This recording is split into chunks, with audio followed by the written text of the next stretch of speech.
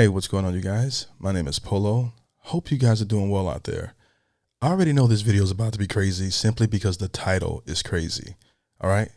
We are checking out Tornadoes in Trailer Parks by Dusty Slay. Now, I haven't seen this yet. You guys will get to go on that journey with me shortly.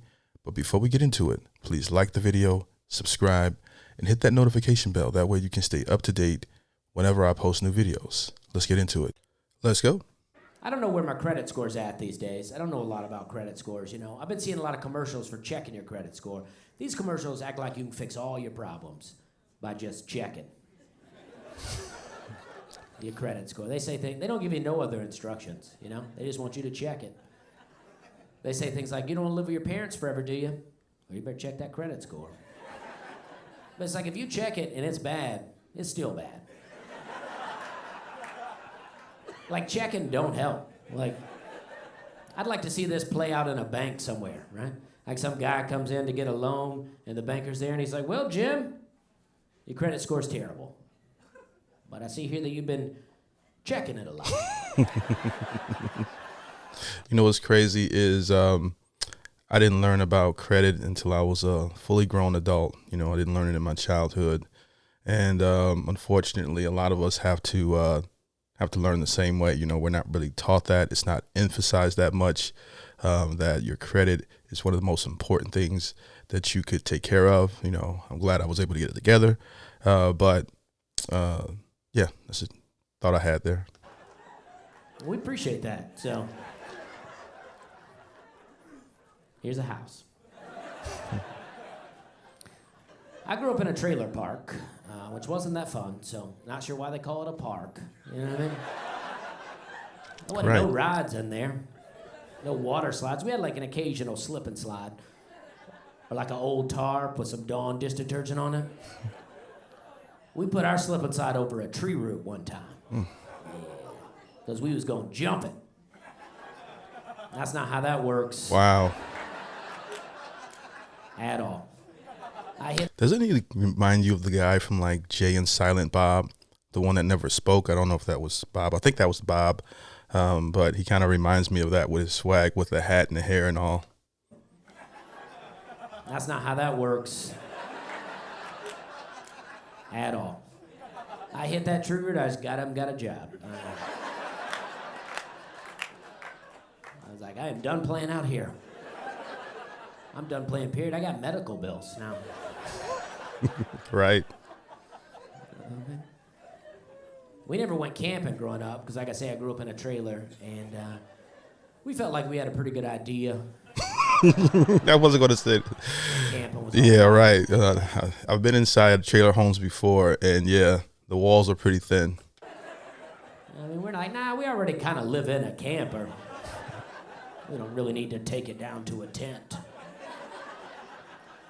Like, we know what it's like to be poor. We're not trying to find out what it means to be homeless. We're not trying to practice homelessness.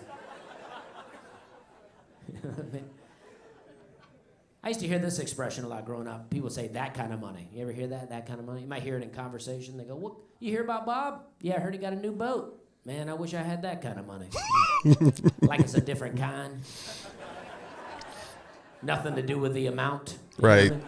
He's got the kind of money since his kids to college. I only got the kind to get mine out of jail. That kind of money. I like the way he thinks. There is a lot of different kinds of money out there. Like when I was a kid, you know, like there's like old money, new money, blood money, drug money. We didn't have any of that. What we had was good money, right? Good money.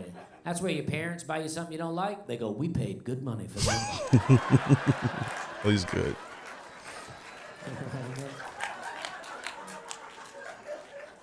Good money buys the worst stuff, too. It's never anything good. Good money buys like airbrush t-shirts with your name on it. From Gatlinburg, Tennessee. Dollywood, you know what I mean. I had a lot of t-shirts with wolves on it growing up. My mom thought I'd look good in a wolf t-shirt. She was like, the more wolves, the better. Put them all over that thing. Maybe put a little moon on there. Give that wolf something to howl at.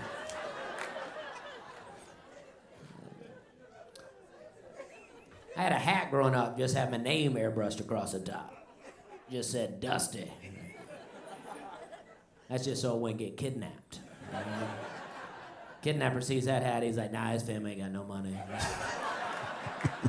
Just give him the candy, yeah? Just let him have. He probably ain't had candy in a long time.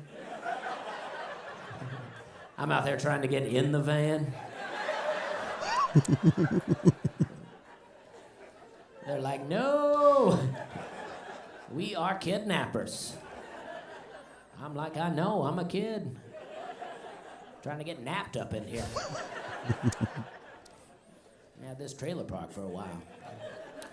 The thing that was the most fun for me about living in a trailer park was tornadoes, right? Because I got to leave. I had to go to a real house for a little while.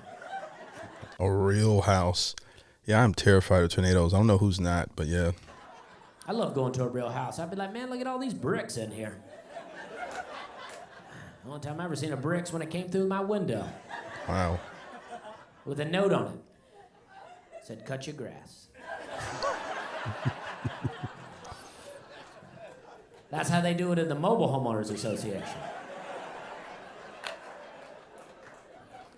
Mobile Homeowners Association.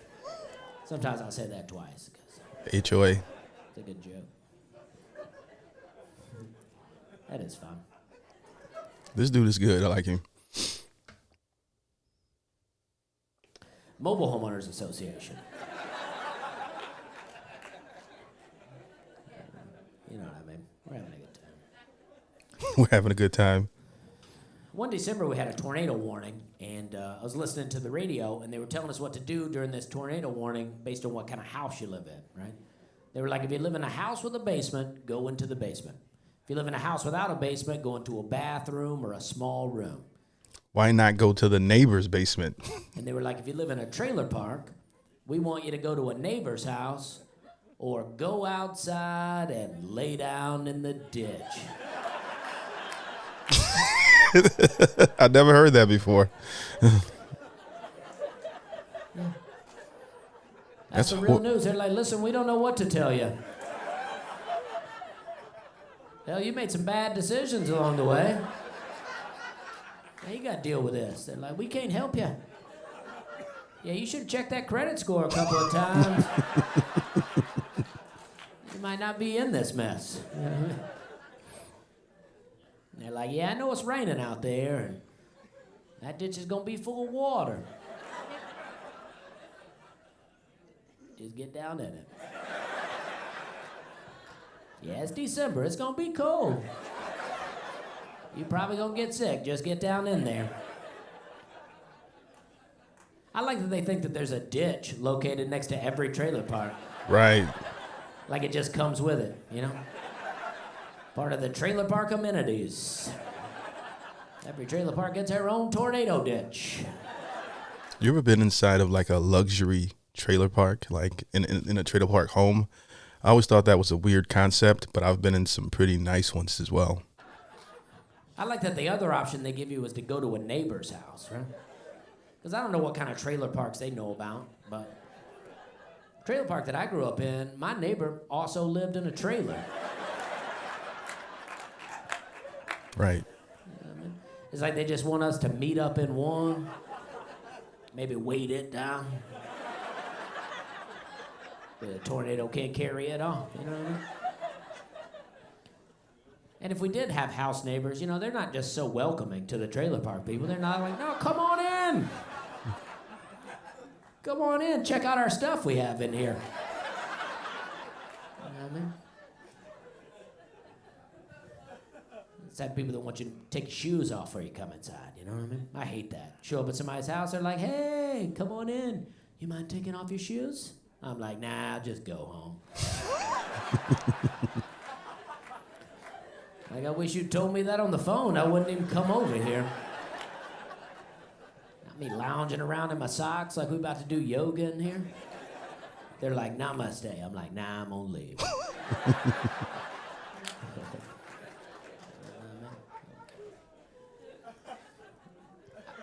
feel like when people ask me to take my shoes off before I come inside, it's like they're saying, hey, our house is cleaner than you. Try not to mess it up in here. That's not what they're saying. They, especially if they abide by it the same way, because I'm one of those people that prefer people to take their shoes off. Well, if I have wood floors, if I'm in somewhere where if I have wood floors, if I have carpet, I prefer you take your shoes off. But if it's wood floors, it doesn't matter, you know. So it depends on where you are in the house. But I'm one of those people. But it doesn't doesn't mean that. But I feel like when people ask me to take my shoes off before I come inside, it's like they're saying, hey, our house is cleaner than you. Try not to mess it up in here. Matter of fact, take off the rest of your clothes. Jump in the shower. Give me some time to put a sheet down on the couch. Oh, that's because the whole I get it, because he lives in a trailer park. Okay, so I was like, I never thought that when someone told me to take my shoes off. They're right, though. Most houses are too clean for me, you know. That's not how I was raised, you know. I was raised in a dirty house. We had the type of house where people show up and they try to take their shoes off. We're like, nah. Nah, you better keep those on in here. Yo, I love the transparency. Yeah, you get hurt walking around in here barefooted. Broken glass, fish hooks. Now, we weren't real poor growing up. We just didn't have everything. I never got ice cream growing up. What? That's true. My mom used to just pour milk into a bowl, then she'd call me into the room and go, well, you're too late. Oh, wow.